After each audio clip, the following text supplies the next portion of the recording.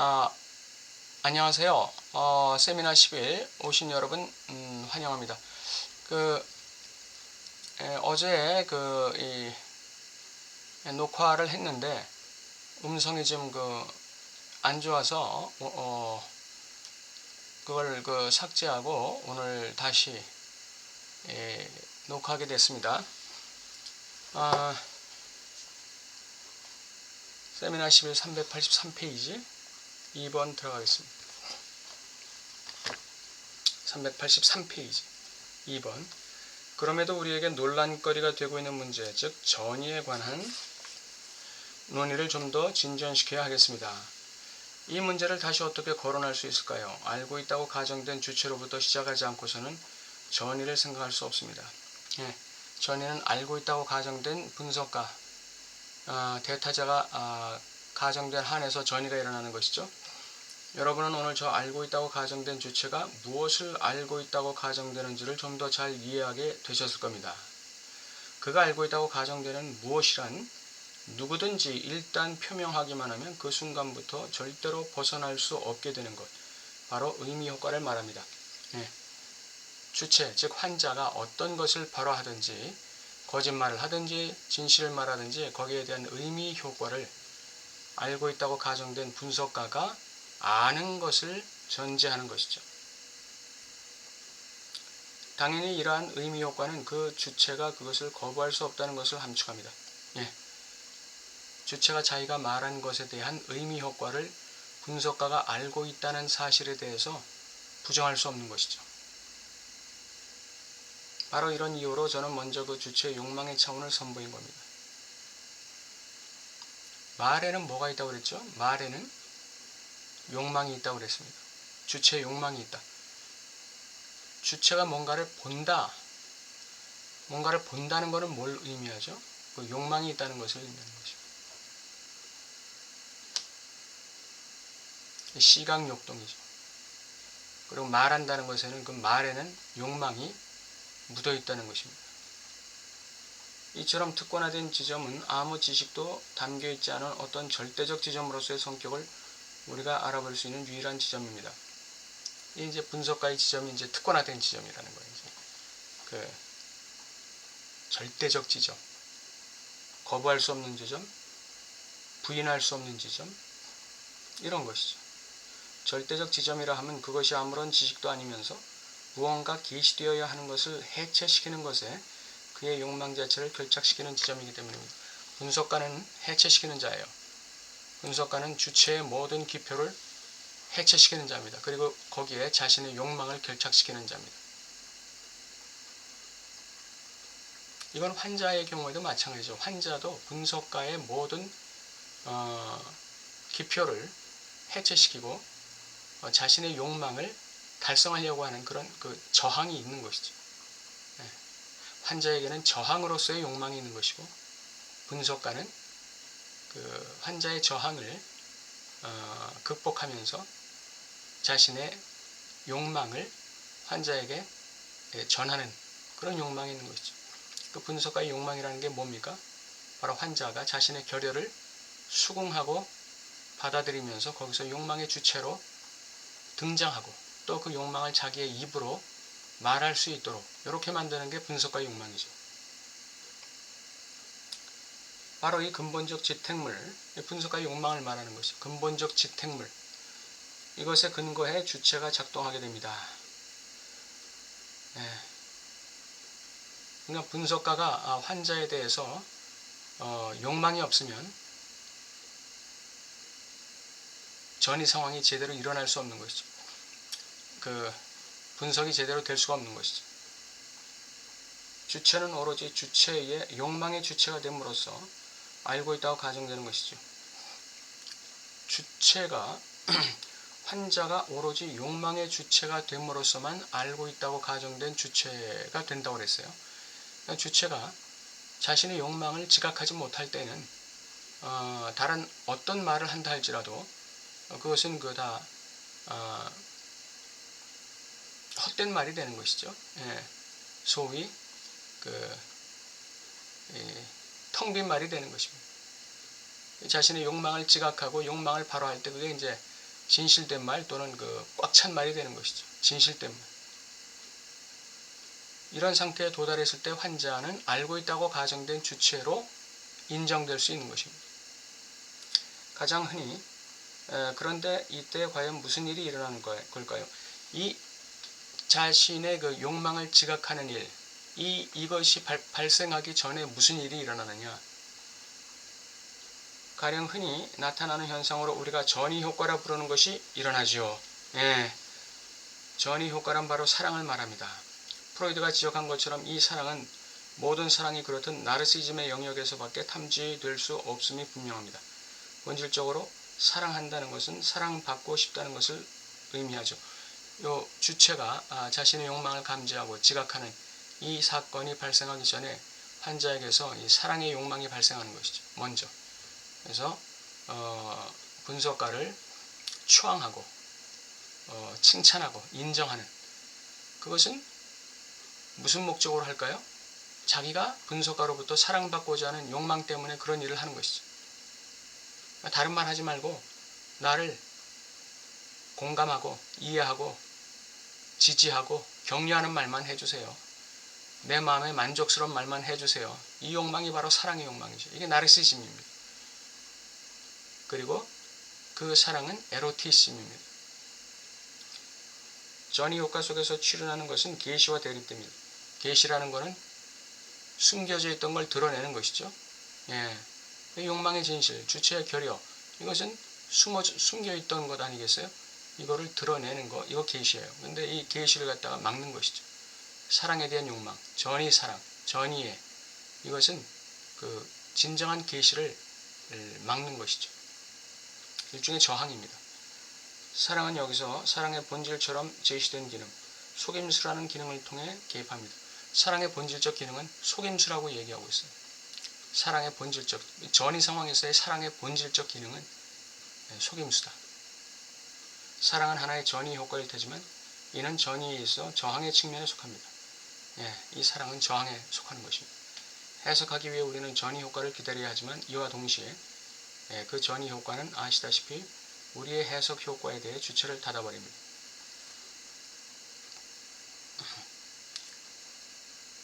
분석 상황에서 그 환자의 증상이 해석돼야 되는데 전이 효과는 바로 그 해석을 방해하는 것이죠. 해석을 방해하고 따라서 주체를 닫아버리는 것입니다. 뭐를 향해서 닫아버리는 건가요? 무의식의 진실을 지각하는 데 대해서 닫아버리는 것이죠. 여기서는 우리 정신분석가라고 하는 효과가 타자에 대한 주체의 태도, 환자의 태도를 통해 소외 효과 속에서 분절된다는 것이 아주 분명합니다. 전이 효과가 해석을 갖다가 막아버리고 주체로 하여금 무의식의 진실에 대해서 문을 닫아버리는 그런 결과를 만들어낸다는 것이 주체를 소외시키는 것이죠. 그것은 진정한 의미의 소외가 아닙니다. 그것은 상상계적인 소외를 시키는 거예요. 진정한 의미의 상징계적 소외는 뭐죠? 주체가 자신의 결의에 도달하는 것이죠. 자신의 결의를 인정하고 만나고 자신의 입으로 발화할 수 있을 때 이게 진정한 소외에 들어가는 것입니다. 그런데 그러한 진정한 소외를 갖다가 하지 못하게 막는 거예요. 그러니까 소외로부터의 소외예요. 소외를 방해하는 소외, 그렇게 말할 수 있겠습니다. 이렇게 되면 분석가 역시 소외당하는 것이죠. 분석가도 주체가 진정한 소외에 들어가야 되는데 이게 분석가의 욕망인데 전이 사랑 때문에 그 환자가 진정한 소외에 들어가는 게 불가능해지는 것이죠. 방해받는 것이죠. 그러니까 분석가 역시 소외당하는 것이죠. 환자만 소외당하는 게 아니라 분석가도 소외된다. 이때 우리는 다음과 같은 사항, 이는 프로이드에 의해 진술되었지만 언제나 간과되어 왔던 것으로 전이의 구실이 아니라 전이의 근거에 관한 이야기입니다. 이와 같은 사항을 지적하는 것이 좋을 텐데, 즉 우리는 부재중에 따른 그림으로는 그 어떤 곳에도 타격을 입힐 수 없다는 겁니다. 부재중이라는 것은 과거의 경험의 현재화를 얘기하는 거예요. 과거의 경험의 현재화, 이것 가지고는 어떤 것에도 타격을 입힐 수 없다. 즉 환자를 소외시키는 데 이르게 할 수 없다는 것이죠. 그림으로나 이런 말은 이미지, 이미지를 가지고는 그 표상, 이미지를 가지고는 환자를 소외시킬 수 없다는 것이죠. 오로지 기표에 의해서만 환자가 소외에 직면할 수 있다는 것입니다. 전이는 본성상 이전에 체험되었을 어떤 것의 그림자가 아니란 뜻이죠. 이전에 체험되었던 어떤 것의 그림자, 즉 현행화가 아니라는 거예요. 이전의 경험의 현행화가 아니라는 거예요. 전이라는 건 그런 게 아니라는 것이죠. 이와 반대로 주체가 분석가의 욕망에 종속되어 있는 한에서 그는 그러한 종속을 통해 분석가를 속이기를 욕망합니다. 환자는 분석가에게 종속되어 있는 척하면서 또는 분석가에게 종속되면서 동시에 분석가를 조종하고 분석가를 속이길 원하는 것이죠. 자기 뜻에 맞게 분석가를 추앙하면서 인정하고 칭찬하면서 분석가에게 종속된 척하면서 오히려 분석가를 조종하고 이용하려는 그런 욕망을 실현하게 되는 것이죠. 분석가로 하여금 자신 환자 주체를 사랑하게 함으로써 스스로에 대해 사랑이라는 본질적으로 가식적인 것을 내뱉으면서 말입니다. 사랑의 본질은 가식적인 것입니다. 사랑은 본질적으로 가식적인 거예요. 전이 효과, 그것은 지금 여기서 현재 반복되고 있는 한에서의 속임수의 효과인 것입니다. 전이 효과라는 것은 지금 여기서 반복되는 한에서의 속임수의 효과다. 전이 사랑의 효과, 속임수의 효과다. 그것이 전이 효과라는 것입니다. 전이가 과거에 일어났던 어떤 일에 대한 반복이라면 이는 그 둘이 동일한 형태에 속한다는 이유에서만 그렇습니다. 과거의 경험과 현재 여기서 발화되는 그 이야기가 동일해야 돼요. 근데 동일할 수 있나요? 우리 기억이 그렇게 좋지 않은 거죠. 그래서 과거의 경험을 우리가 100% 완벽하게 재현시킬 수 없다는 거예요. 이걸 전이라고 해요. 전이. 근데 전이는 전위가 아니라는 거예요. 그것은 예전에 겪었던 사랑의 속임수의 그림자가 아니죠.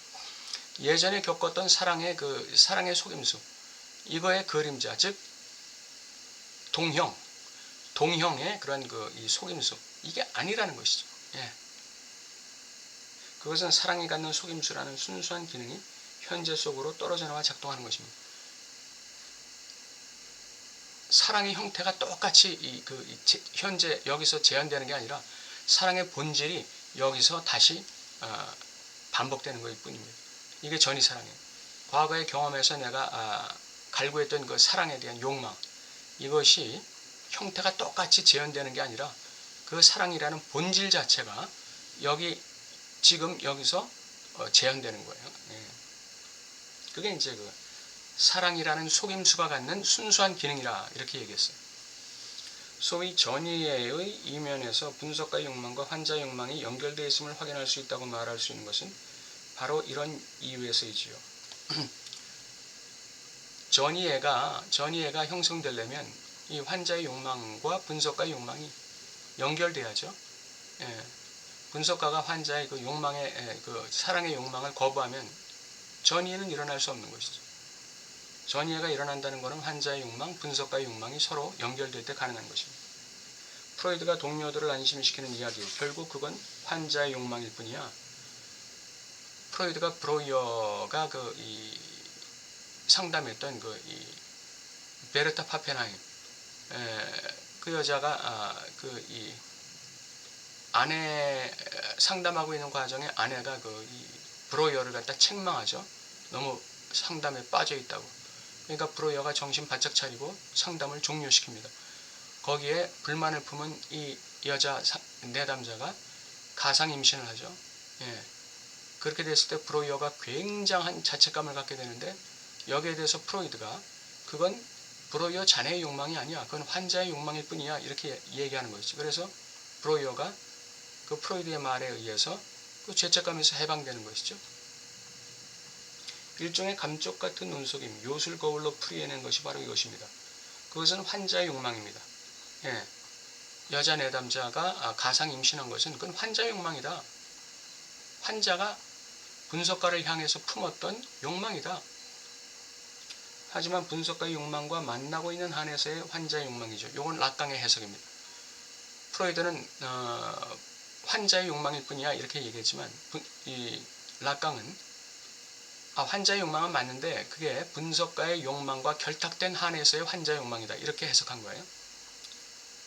근데 브로이어가 이 자녀 하나를 잃었잖아요. 그래서 이 굉장한 슬픔을 가지고 있던 상태에서 이 환자를 상담하게 된 거죠. 그래서 락강은 브로이어가 이 환자를 향한 어떤 욕망, 그것과 이 환자의 분석가를 향한 욕망이 결탁되어서 일어난 증상이 바로 가상임신이다 이렇게 얘기하는 거죠. 분석가의 욕망, 제가 아직 그것에 이름을 붙이지 않았다고는 결코 말할 수 없겠죠. 욕망은 어차피 이름 붙일 수 없는 것이니 말입니다. 욕망 그것은 가늠되는 것입니다. 욕망에는 이름을 붙일 수 없다고 그랬어요. 욕망은 가늠될 수 없는 것이다 이렇게 얘기했습니다. 가늠되는 것이다. 가늠되는 것이다. 욕망에 이름을 붙일 수 없다. 정확하게 명명할 수 없다 이거죠. 우리는 역사 속의 많은 것들 속에서 이에 대한 흔적과 자취를 찾을 수 있죠.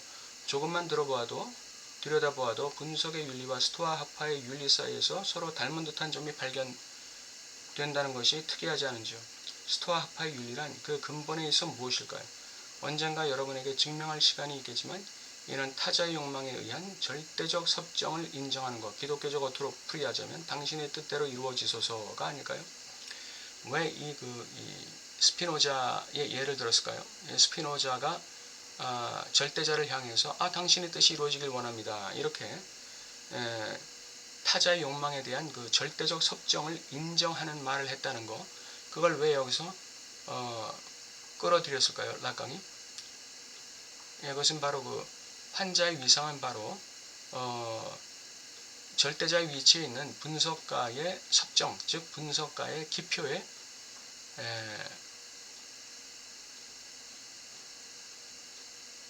포획되어야 된다. 분석가의 기표의 섭정을 인정해야 된다.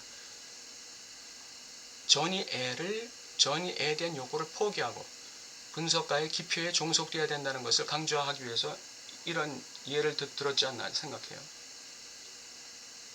우리에게는 좀 더 근본적인 해명이 촉구됩니다. 주인의 욕망과 노예의 욕망의 관계에 관한 문제가 제기될 수 있죠. 헤겔은 그 문제를 해결했다고 말했지만 어떤 식으로든 해결되지 않았습니다.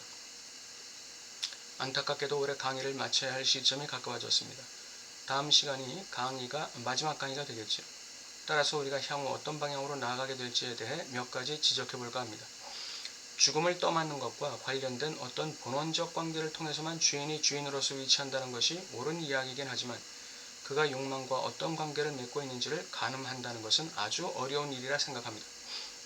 주인이 주인의 위치를 점유하기 위해서는 포기해야 될 게 있는 거죠. 포기해야 될 게 있는 거예요. 자기의 자유를 포기해야 되는 것이죠. 일정 부분 자기의 자유를 포기해야만 주인으로서의 위상을 지킬 수 있는 거죠. 그러나 그것이 주인의 욕망과 어떤 관계가 있다 하는 것은 그거는 가늠할 수 없는 것이다. 여기서 주인이라 하면 우리가 몇 가지 인물 묘사를 통해 알고 있는 고대의 주인, 가령 알키비아데스와 같은 주인이 아니라 헤겔이 말한 주인을 말합니다. 알키비아데스가 욕망과 맺고 있는 관계는 분명히 파악할 수 있습니다. 그는 자신이 아갈마라 부른 자신도 알지 못하는 무언가에 대해 묻기 위해 소크라테스를 찾았죠. 몇몇 분들은 제가 한때 아갈마라는 용어를 어떤 식으로 활용했는지 알고 계실 겁니다. 저는 알키비아데스의 응시를 둘러싼 안개 속에서 모든 선을 넘어서 그 선을 넘어서 있는 무언가를 표성하는 신비로운 것, 그 아갈마를 다시 한번 살펴볼까 합니다.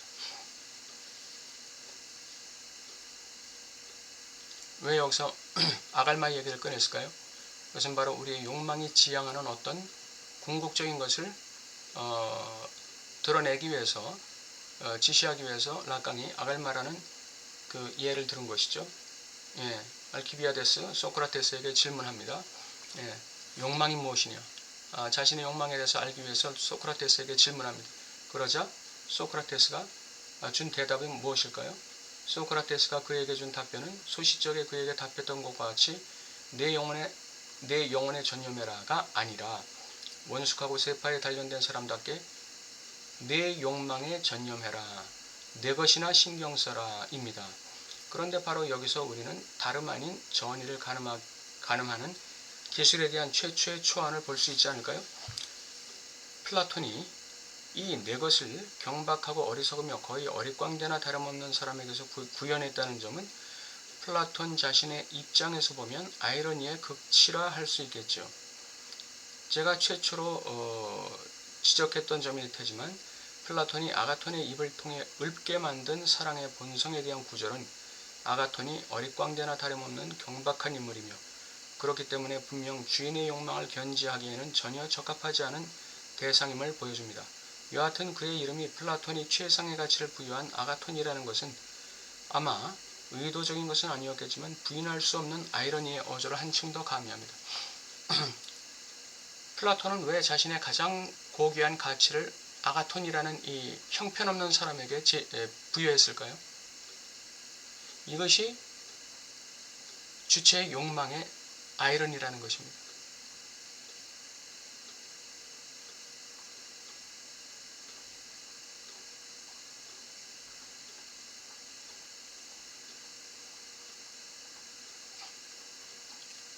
그 성경에는 진주를 돼지에게 던지지 말라 그런 표현이 있습니다. 그런데 여기서는 지금 그 분석가의 욕망이라는 최상의 것을 지금 형편없는 아가톤에게 던지는 거예요. 플라톤이. 분석가도 마찬가지죠. 분석가의 욕망, 고귀하고 고상한 분석가의 욕망을 지금 욕망에 대해서는 전혀 무관심하고 무지한 어떤 한 환자 개인에게 지금 부여하고 있는 것이죠. 주인은 주인은 위치상 숭고한 자입니다. 위치상 아주 고상한 자예요. 근데 자신의 고상한 욕망을 달성하기 위해서 고상한 사람을 택하는 게 아니라 노예를 택해서 자신의 욕망을 달성하는 거예요. 노예에게 자신의 욕망을 부여하는 것이죠. 이게 이제 욕망의 아이러니라 이런 얘기죠. 성경에 보면 예수님이 자신의 복음을 전파할 이 제자를 지목하는데 어떤 부자나 똑똑한 사람이나 권력 가진 이런 영향력 있는 인물들을 제자로 거두지 않고 어부라든지 아주 그 비천한 신분을 가진 이런 사람들을 제자로 삼으셨어요. 그래서 그들을 통해서 그 무지하고 별로 똑똑하지도 않고 능력도 없고 사회적 영향력도 지극히 미미한 그런 인물들을 통해서 자신의 그 일을 갖다가 감당하게 만드신 것이죠. 이것이 예수님의 욕망이었죠. 예. 예수님의 욕망은 바로 아주 지극히 하찮은 사람들을 통해서 자신의 욕망이 실현되게 만든 거예요. 그 자신의 욕망을 그런 하찮은 사람들에게 부여한 것이죠. 이게 욕망의 아이러니입니다. 이 성경 또 다른 곳에 보면 하나님이 약한 자를 사용해서 강한 자를 부끄럽게 하고 없는 자를 들어서 있는 자들을 부끄럽게 하고 약한 자를 들어서 강한 자를 부끄럽게 하고 하는 구절이 있어요. 그것도 역시 같은 맥락의 말씀이 아닌가 그런 생각을 해요. 여기서 아가톤이라는 인물이 아주 지극히 하찮게 우리가 아주 무시하는 그런 존재예요. 그런 존재인데 그런 존재에게 욕망을 부여했다. 그것은 우리가 여태까지 의식하기를 원치 않고 만나기를 원치 않는 무의식의 진실, 무의식의 욕망, 그것을 그러니까 욕망을 주체의 욕망을 무의식의 욕망에 부여하는 것, 이 욕망의 그 본질적 차원을 무의식에 부여하는 것과 같은 게 아닐까요? 왜냐하면 무의식은 우리가 여태까지 별 관심 없이 별 하찮은 것으로 우리가 치부했던 그것 아닌가요? 근데 거기에다가 욕망의 본질적 차원을 부여했다는 것이죠. 비슷한 맥락이라고 생각해요. 이처럼 주인의 욕망은 그것이 역사 속에서 작동하기 시작한 순간부터 본성상 가장 혼동되었던 용어처럼 보입니다. 반면 자기 자신의 답을 찾기를 욕망하면서 소크라테스가 말을 건 자는 바로 자기 욕망을 행사할 권리가 없는 자, 노예입니다. 그는 항상 노예로부터 답을 얻을 수 있다고 확신합니다. 프로이드는 이성의 목소리는 낮지만 언제나 같은 것을 말한다라고 어디선가 말한 바 있지요.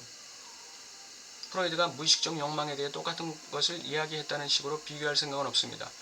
하지만 무의식적 욕망의 목소리 역시 낮지만 절대로 파괴될 수 없는 집요함을 갖고 있지요. 이성의 목소리는 낮지만 언제나 같은 것을 말한다. 이성하면 우리가 생각하는 게 데카르트 아닙니까? 데카르트. 나는 생각한다. 고로 존재한다. 그 말에서 생각이라는 것은 존재의 위상의 어떤 근본, 존재의 위상에 대한 보증이라고 할 수 있죠. 생각하지 않는 한 존재는 확실하지 않는 것이죠. 그러나 생각하는 한 존재는 확실한 것입니다. 그러므로 생각이 존재의 위상을 보증하는 위치에 있어요. 이와 같이 무의식도 무의식의 목소리도 존재, 주체를 유지하는 근원적인 위치에 있는 게 아니냐, 이제 이런 얘기라고 해석할 수 있습니다. 그 두 가지가 비유된다면 그런 비유가 될 수 있겠죠. 아마도 양자 사이에는 어떤 관계가 있을 겁니다. 바로 이렇게 양자 사이에 어떤 유사성이 있다는 의미에서 우리는 분석가의 욕망이 무엇인지를 가늠하는 것이 문제일 때 노예 쪽으로 시선을 돌려야겠죠. 예, 오늘은 여기까지 하겠습니다. 다음 시간에 3번 또 질의응답 들어가겠습니다. 감사합니다.